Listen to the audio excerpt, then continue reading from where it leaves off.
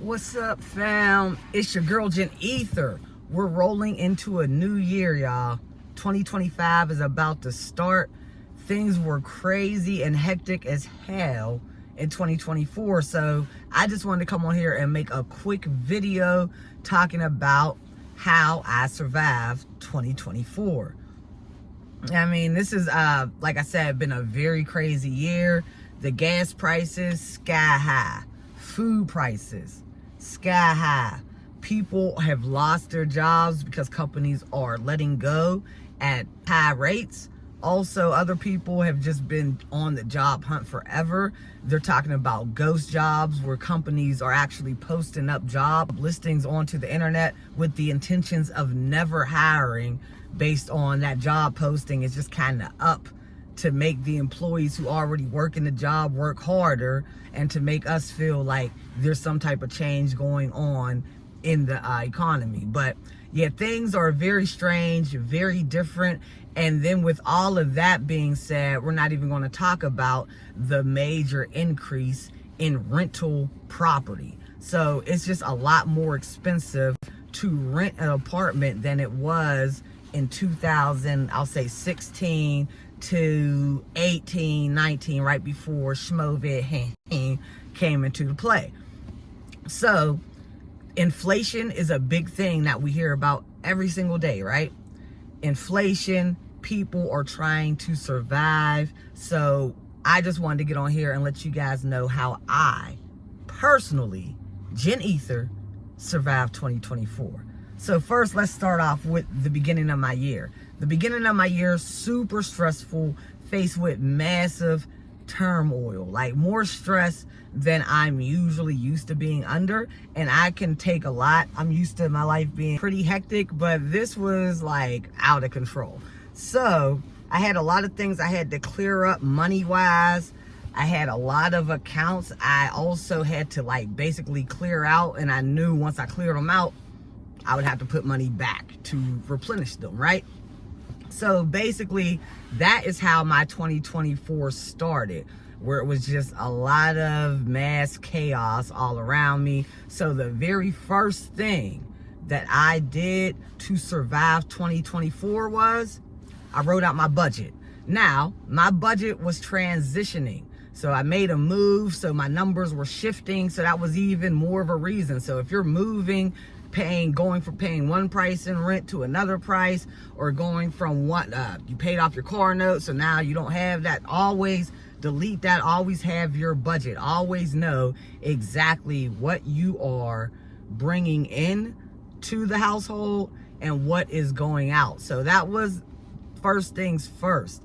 Nothing can be done financially, nothing can be done well if you're not prepared. And the only way to prepare financially is by properly budgeting. And like I said, the only thing to it is to do it. Making a budget is very simple. You literally just list out all of your expenses.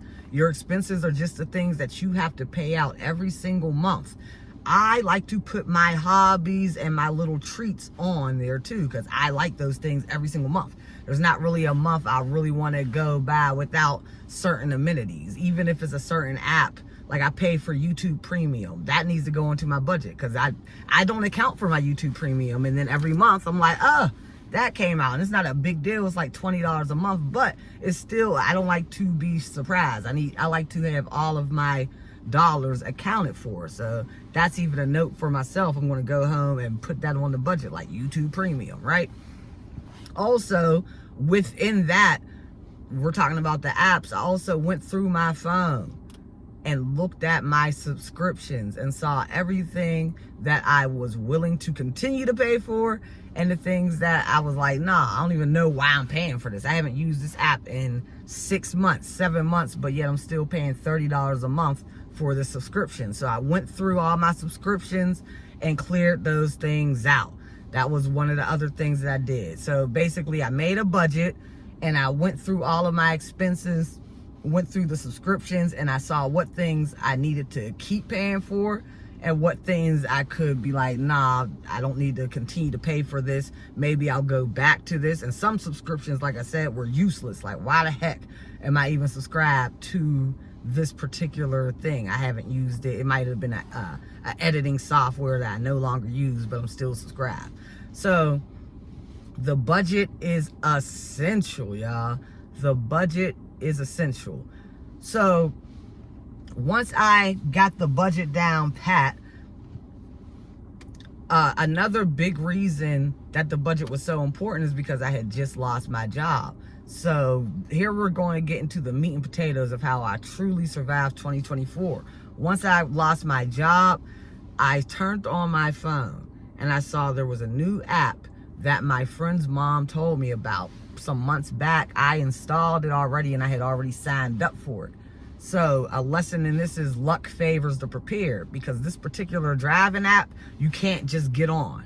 So if I hadn't actually signed up to be a driver on this, as soon as my friend's mom told me about it, when I lost my job, I wouldn't have been lucky enough to get straight into the app. So luck does favor the prepared. That's why a budget, that is something that is preparing you for how much money you have to spend. So that way you will encounter more luck throughout your month. Why? Because you're more prepared throughout your month. So basically, I lost my job. I was prepared because I had already signed up for this app that my friend's mom told me about months prior. So bang, I get on the app and I start driving. Now, Walmart Spark, if you guys don't know about it, it is a delivery service through Walmart where people are subscribed to get their groceries delivered. Well, some people are subscribed where they pay a monthly fee for the service, and then other people just pay as they go, like an Instacart. But basically, my job is to go into the stores. Sometimes I shop the order myself and drive it to the person's home, or sometimes I go and I just sit inside of one of the pickup parking spots.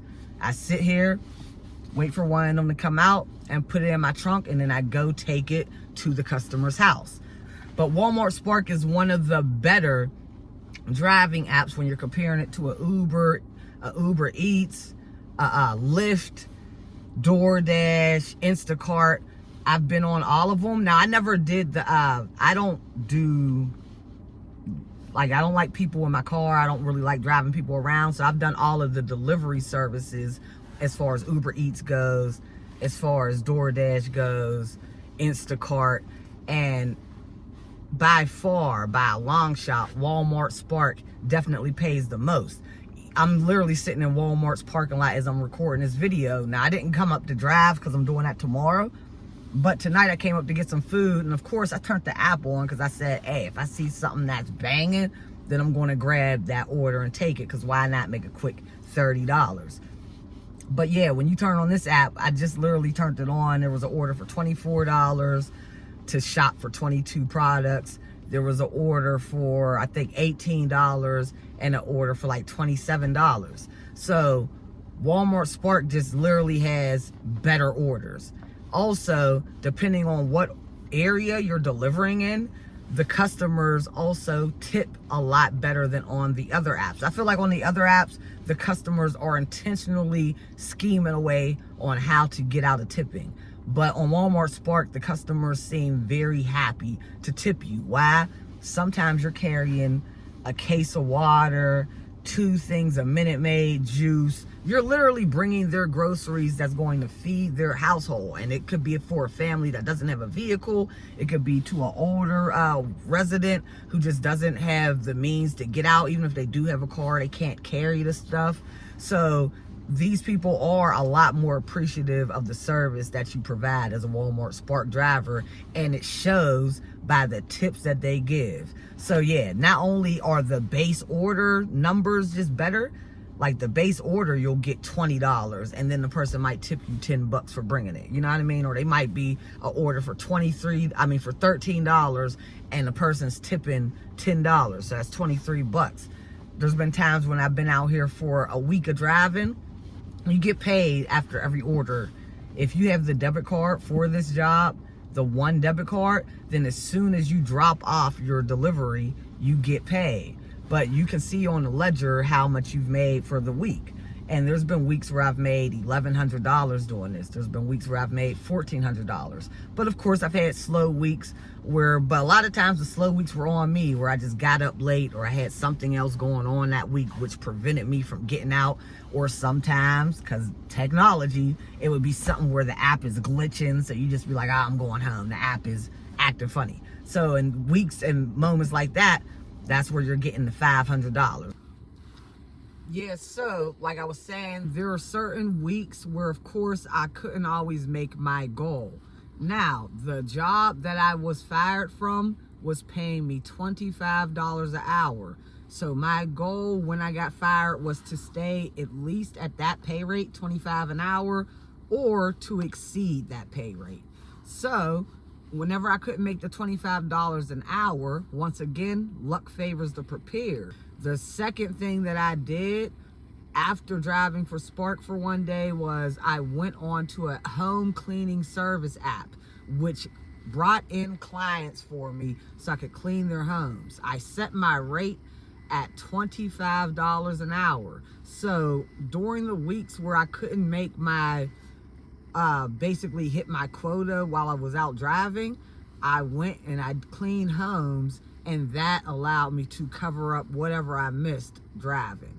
So I was able to make $25 an hour through this whole time period, give or take, with having certain short weeks just due to cancellations or maybe a bad day on the app. But I was making more than enough to pay my bills and put money up. So these were just some of the ways I was able to survive 2025. And the thing that I liked about it was I was on my own. I didn't really have a boss over my head. And like I said, I was able to control how much money I made hourly.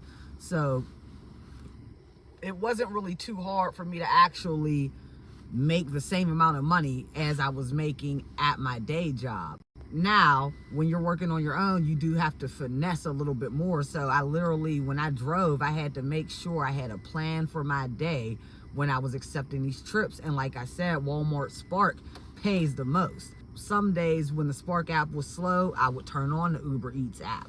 So within that market, I may be working 2 to 3 apps in one day, depending on which apps are busy, which apps were slow. I liked it because I was my own boss. The only thing to take heed of is if you want to hit certain quotas, you have to, luck favors the prepared. So you have to plan for that. So a daily plan was always in mode. I always knew how many miles I would drive. I always knew my dollar per mile ratio. Now for Walmart Spark, I'm only willing to drive if the trip meets $2 per mile. So if they want me to go 10 miles, that trip has to at least pay $20. If they want me to go 30 miles, that trip has to at least pay me $60. So that way I know for my hour's time or for my mileage, I'm actually making more than enough for the miles that I'm putting onto my car. Also, it allows me to stay within that $25 an hour range. So the last thing that I did to survive in 2025. Now, this is where I think it gets interesting, because this is where, like I said, luck favors prepared, but sometimes things just come out of nowhere and you can't really be prepared for them. So one day I wake up. I was having a bomb week too. I think I was probably like ahead $100, $150 for the week. So I get up, like, all right, time to get to the money. Go to turn on the Spark app, and it tells me I'm deactivated on the app. So off top, I'm like, what the heck? But the day before that happened, I was delivering the groceries, and I stopped at a lady's house. She comes outside to get her groceries, and she off top looked pretty friendly. Like she already was like smiling at me when I pulled up. So she ended up telling me that she had seen me around inside of the Walmart when I'm doing the shop and delivers. So she had seen me around, and she just instantly was like, you should come work for my job. Which makes sense, because everyone who knew that I sparked, like actually inside of the Walmarts, they know like, man, you really spark for real. Like I'm there every day from the morning. I'll take my breaks, of course, but I was like, you knew I was out there really getting to that money. So I think she had seen me more than once doing what I do. I may have even been her driver more than once. So she has told me I should come work for her. So luck favoring the prepared in that sense.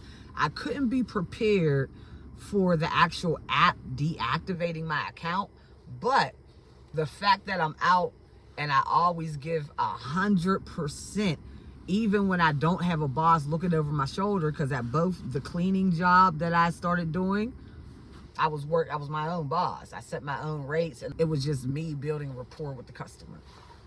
So from me building a good rapport, making sure that I'm always getting the right products when people are ordering on the Spark app, making sure when I'm bringing them eggs, I'm not bringing them cracked eggs, I'm actually cracking open the box, checking the eggs, like, all right, those are good.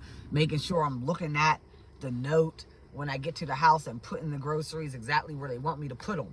All of these things all actually led to me being prepared, even though I didn't know I was prepared.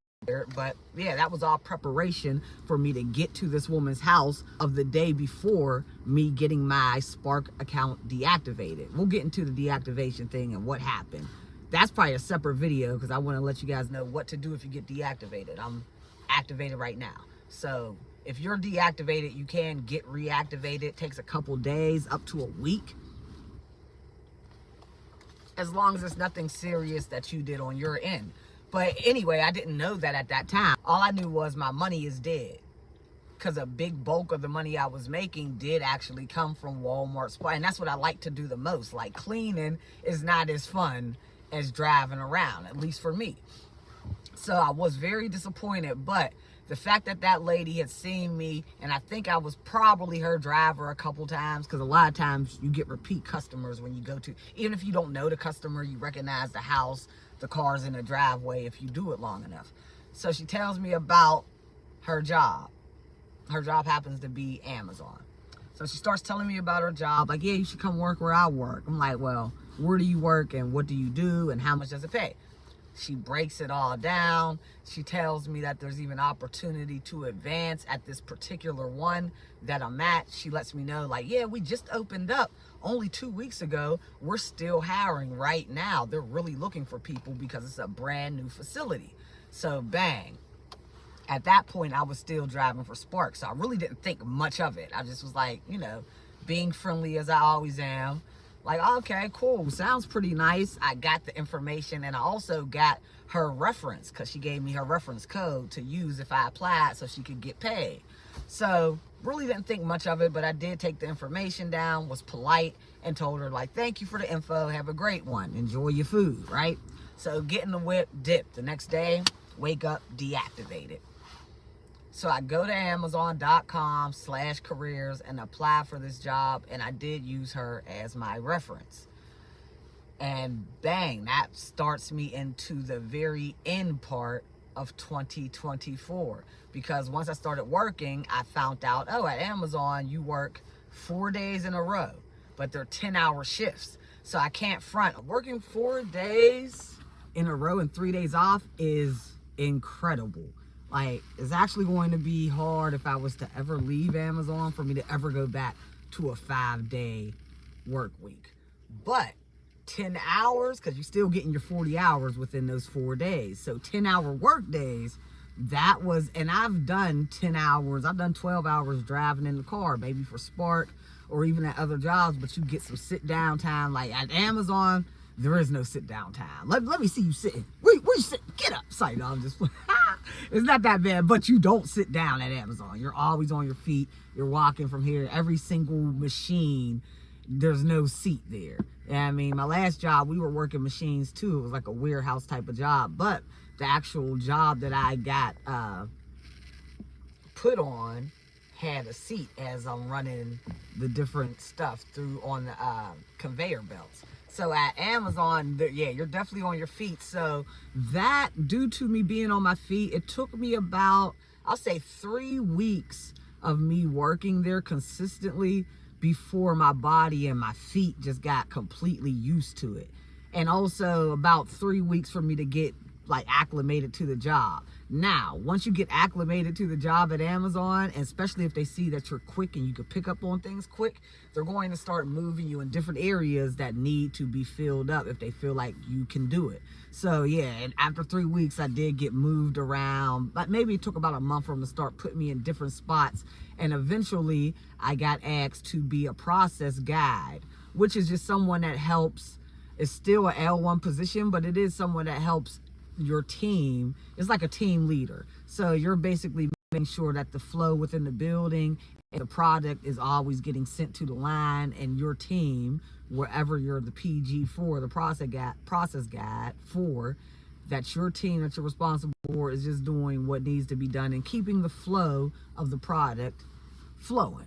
So I did get offered to do that, and I think it took me about 2 to 3 months of working at Amazon before I got moved into that position, which is a nice position because you're actually in training to get a promotion for an L3 position, and that's where you actually do get your pay raise. And the cool thing about Amazon is the PG position is a PA in training.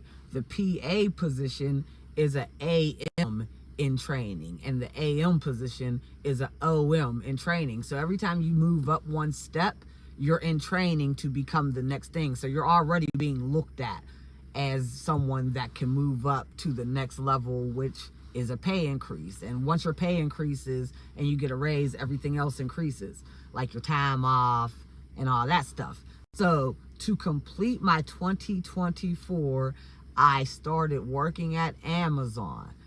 Amazon started me off, I believe, at $19.25, and then we got $1.25 raise after only about like literally the 3 months of me being there.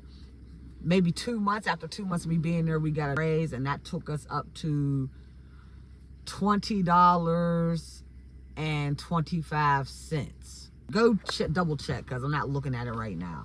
And I work the shift that gets paid a differential, so I do make an extra $1.50 for every hour. I make an extra $1.50 because I work the differential. But yeah, so at the money that I'm making, yeah, it's a $5 pay cut. But now instead of me making $25 an hour, I'm making $5 less. But remember, I can steal Walmart Spark on my off days, and I have 3 days to do it. So now instead of me trying to hit $25 an hour daily, I'm more so just trying to hit my weekly goal. And my job doesn't always take me there.